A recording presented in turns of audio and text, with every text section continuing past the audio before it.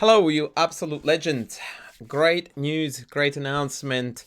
My second Chessable course has been released.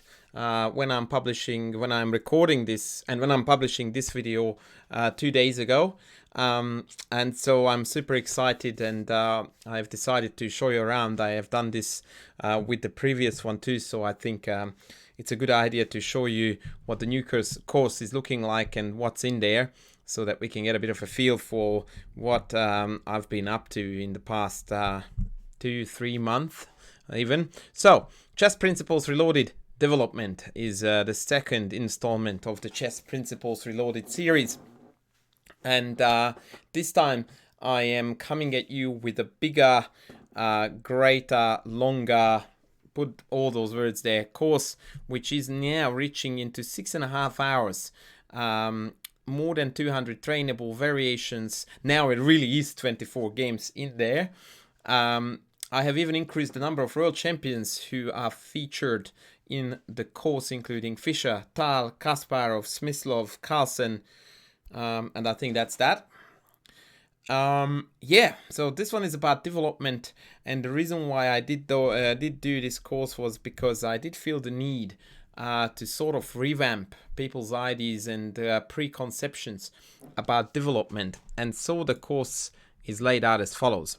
Intro, Morphy and his great successes. Since the generic ideas behind development come from the legendary Paul Morphy, I thought that it would be only right to start a chapter with the very, very person who is the main brain power behind these ideas. And so the course kicks off with 2 Morphy games, and then I right away link it with contemporary grandmaster practice and how the Morphian principles are relevant and how they are used today. And so we go through a fair few games actually, including some true gems like the one you can see on the screen now. A fabulous attacking game by Fernando Peralta, but then we are moving on to other very, very awesome players in the course. Right here you are actually looking at the one and only Fabiano Caruana. So I really did put a lot of big guns in the course to show you what it means for them to conduct the game alongside the right principles of development. And so here I am sort of putting development on one side of the scale and show you how it is to be preferred over material, over certain positional considerations, and just in general what it really means to focus on proper development. And so this is a really lengthy, beefy first chapter that then leads us into the next, which is a very hot topic even these days, and that is gambit play. So in that chapter I'm sort of trying to bust a myth about gambit play sort of meaning or being a synonym to attacking aggressive chess. So I talk a little bit about that, and then I show you what in my opinion is the right approach towards gambit play and how it's actually done in top level games nowadays.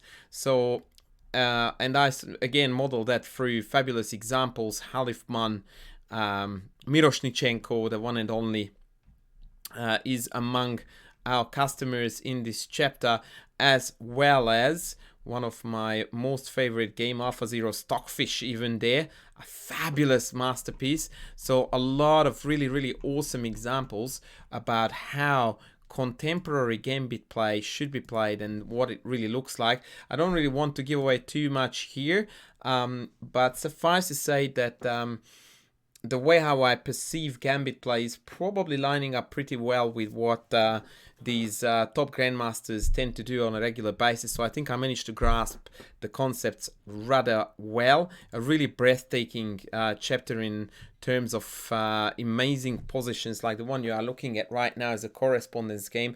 Probably the most fascinating game in the whole course, an absolute sacrifice fest. Oh my word, I can't even look at it anymore because I get so tempted to talk about it too much. Then we go on to a more subtle issue in regards to development. I call this chapter the When One Piece Ruins It All. So what this is all about, and the chapter is fairly descriptive in its title, is that early on we notice that there is a piece like the c8 bishop here, which finds it very difficult to develop. And so we home in on that piece and we go like, nah, that can't develop. And as long as I perform that, meaning I am disallowing my opponent's development, I will be fine. And this is, by the way, one of the main points of the course that I'm trying to sort of really emphasize and put a lot of emphasis on, and that is that development is not me getting my dudes out. So if you think that I just made a course about how to put your knight on g1 to f3, it's not really that. In fact, that's exactly one of the core concepts of the course, that development is a bit like a tennis game. I hit the ball, and depending on how I hit it, my opponent will respond to that in the appropriate fashion. And so development is not only about what I can do, but I also need to have a look at what they can do in their situation.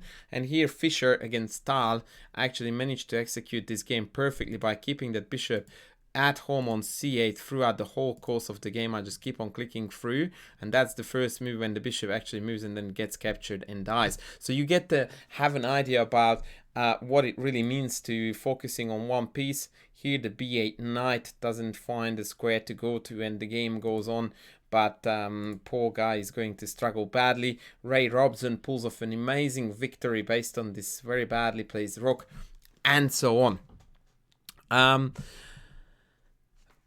Then I'm moving on to endgames.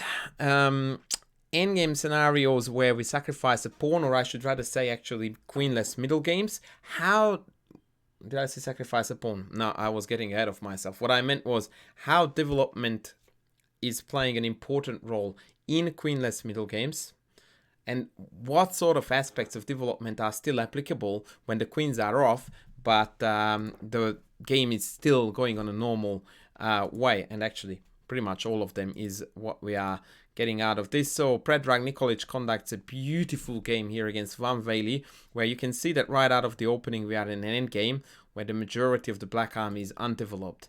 Then we discuss a little bit about the Catalan and the extremely powerful Catalan bishop, and then I take you to one of the most breathtaking examples of the whole course again, a game by the one and only Sasha Grishuk, sacrificing 2 pawns to get into an endgame, where his superior development is just simply going to outclass the very poorly organized black army.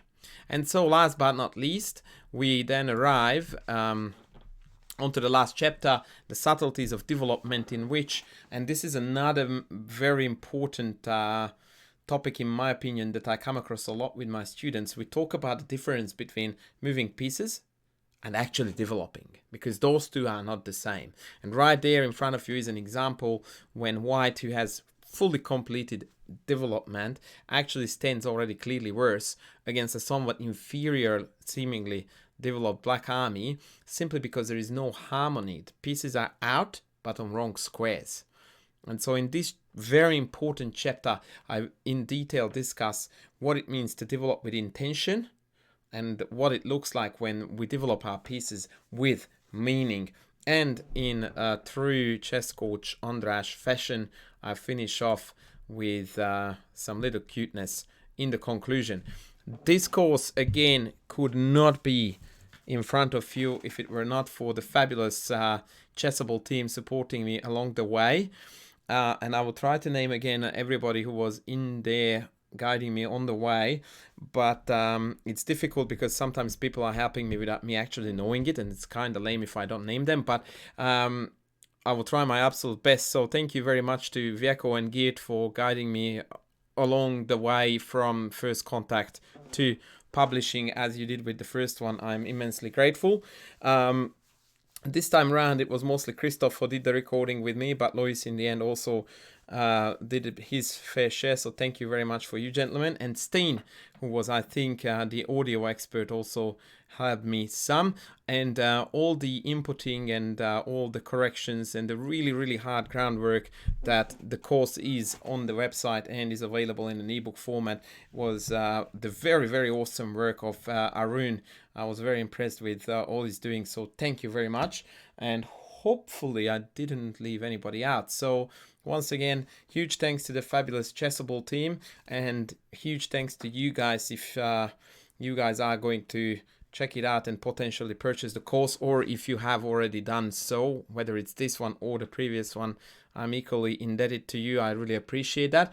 So come in there, have a look, check it out. You might want to have a look at my Peek Inside video as well, where I also talk about what the course is about, and I hope that you will join me inside. So thanks all for checking this out, and I'll be back with more soon.